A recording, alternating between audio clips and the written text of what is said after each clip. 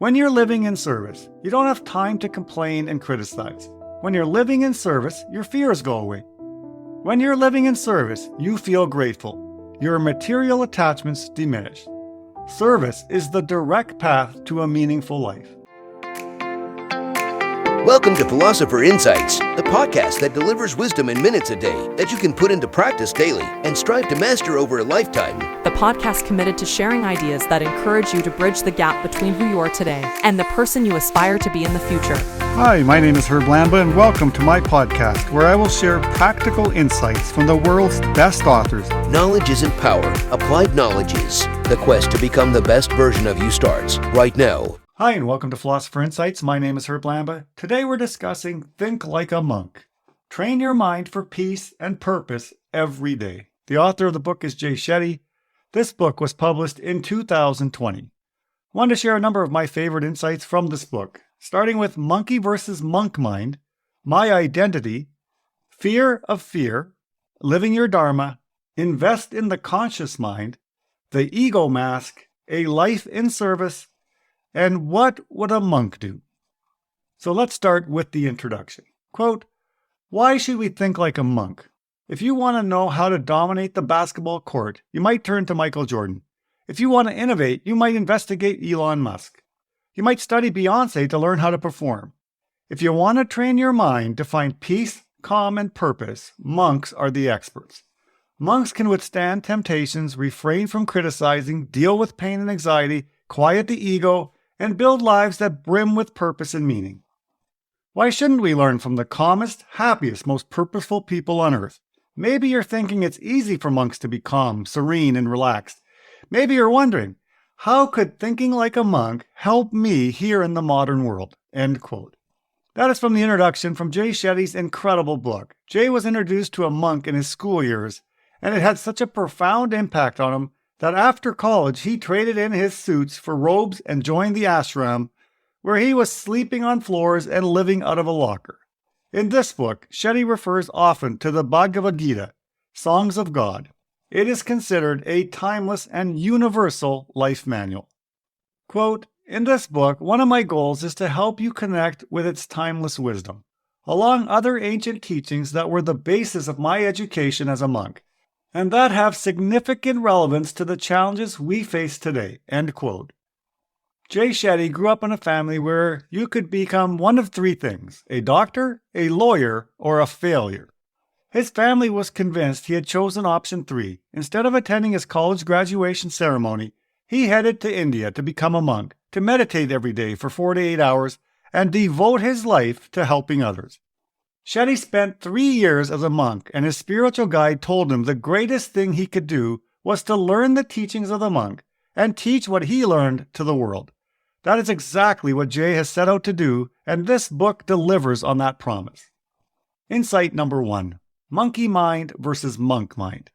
Quote, it's helpful to draw a contrast between the monk mindset and the ancient Buddhist concept of the monkey mind. Our minds can either elevate us or pull us down. Today we all struggle with overthinking, procrastination, and anxiety as a result of indulging the monkey mind.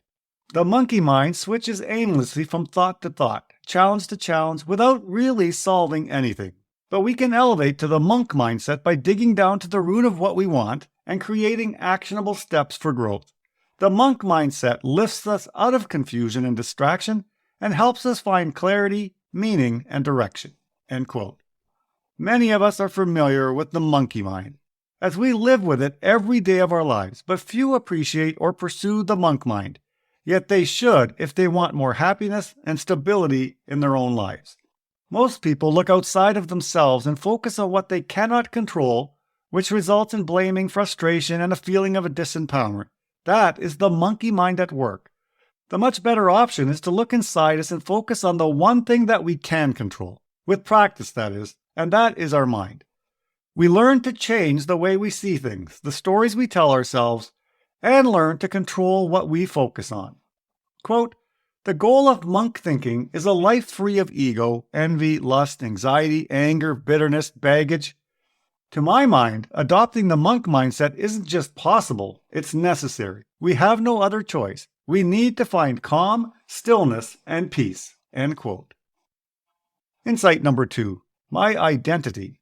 Quote, in 1902, the sociologist Charles Horton Cooley wrote, I am not what I think I am, and I am not what you think I am. I am what I think you think I am. Let that blow your mind for a moment. Our identity is wrapped up in what others think of us, or, more accurately, what we think others think of us. End quote. Wow, what an absolutely staggering insight. Most of us are living our lives by tailoring it to meet the ideals of others. Your own identity becomes so layered that you no longer know who you really are. And if you're not careful, you end up spending your life living up to what others think of you, even if it comes at the expense of your own values. I just love this line by Shetty. Quote, I had 3 career options, doctor, lawyer, or failure. End quote. I believe that sums up the identity crisis perfectly. How many people buy into that lie and end up choosing a career to satisfy their parents? You hear parents walking around proudly saying, my son is a cardiologist, or my daughter is a powerful attorney at a prestigious law firm. Why do we let what we do for a living define who we are as people? Insight number 3, fear of fear. Quote, we let our fear drive us, but fear itself is not our real problem. Our real problem is that we fear the wrong things. What we should really fear is that we miss the opportunities that fear offers. Often, we notice fear's warning but ignore its guidance. If we learn how to recognize what fear can teach us about ourselves and what we value, then we can use it as a tool to obtain greater meaning, purpose, and fulfillment in our lives. We can use fear to get to the best of us. End quote. Fear is inevitable in life, but how we respond to it can be a true difference maker. Many of us won't do something because we're afraid. End of story. However, fear should never be viewed as a sign to stop what you're doing. It really should be a flashing bright sign that encourages you to go in that direction. You fear it because it matters to you.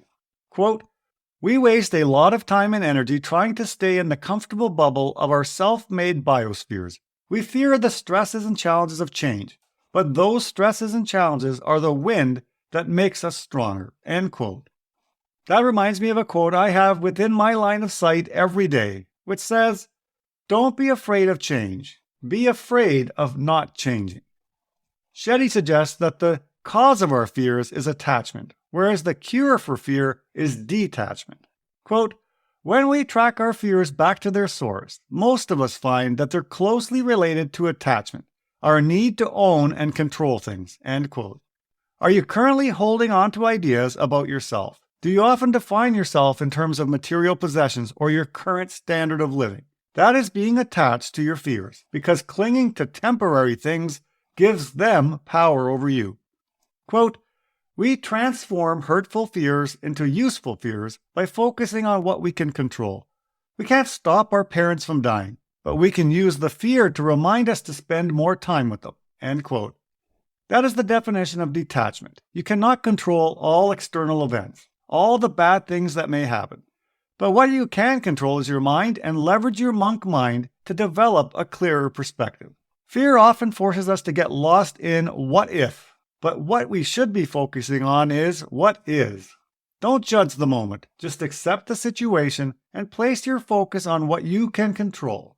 Insight number 4, living your dharma. Quote, when your natural talents and passions, your varna, connect with what the universe needs, seva, and become your purpose, you are living in your dharma.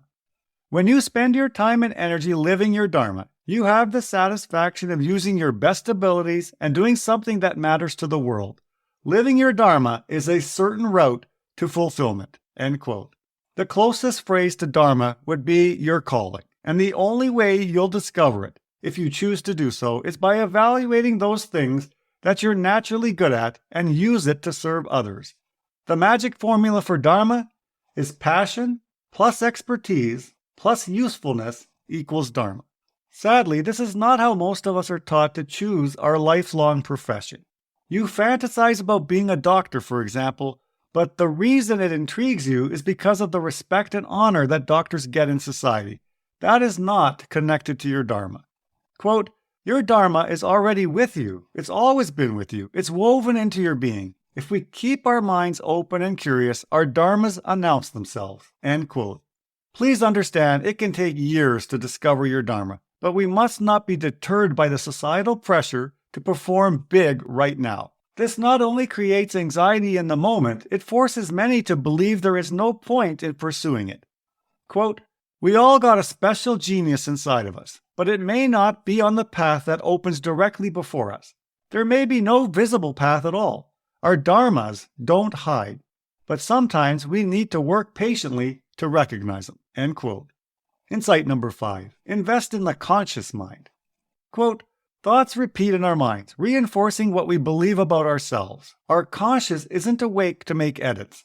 The narration playing in your mind is stuck in its beliefs about relationships, money, how you feel about yourself, how you should behave, and change begins with the words inside your head." End quote. One of the strategies that Shetty outlines in the book is reframing. Quote, "We look for the worst in ourselves and tell ourselves that it'll never change. This is the least encouraging approach we could pick. Reframe your self-criticism in terms of knowledge. When you hear yourself say, 'I'm bored, I'm slow, I can't do this,' respond to yourself. You are working on it. You are improving." End quote. I love that strategy. Although it's not easy, it's worth raising your awareness of the self-criticism and then attacking it with reality. You are making progress.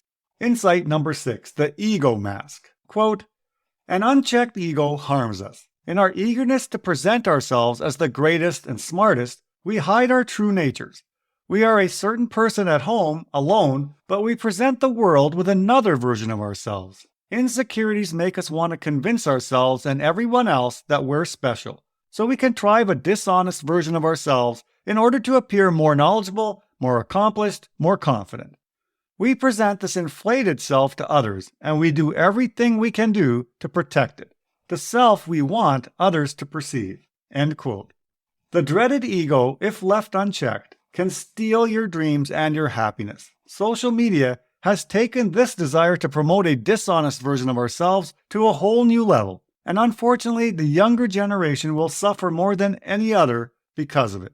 If you want to truly know who you really are, think about the choices you make when you're alone, when there is nobody around to impress. At those moments, do you exercise or do you watch Netflix? Do you eat the salad or turn to the junk food?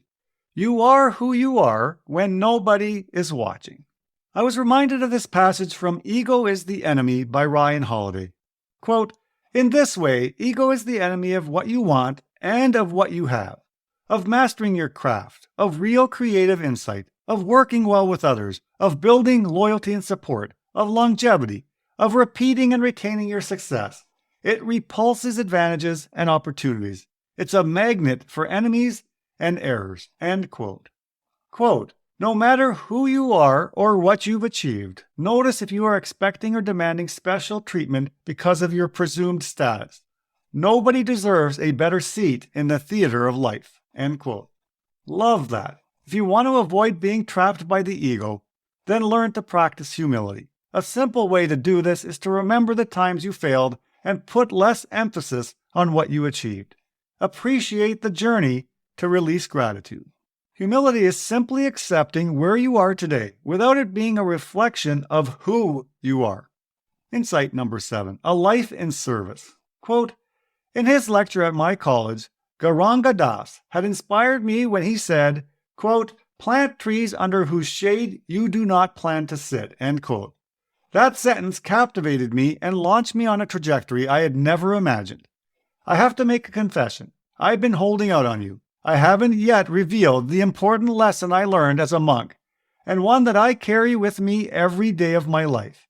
Drumroll, please. The highest purpose is to live a life in service." End quote. Gauranga Das was the monk that Shetty learned from, and he shares his powerful lesson near the end of the book. Once you learn to let go of ego and recognize your value in this world, the next step is to seek out a higher level of service. Quote, "The Bhagavad Gita sees the world as a kind of school, an education system structured to make us realize one truth. We are compelled to serve, and only in service can we be happy." End quote. The Bhagavad Gita is believed to be written around the 2nd century BCE, and you can get its translation in a book written by Eknath Esarwan. Here is a sample passage from that great book that says, quote, "Strive constantly to serve the welfare of the world. By devotion to selfless work, one attains the supreme goal of life. Do your work with the welfare of others always in mind." End quote.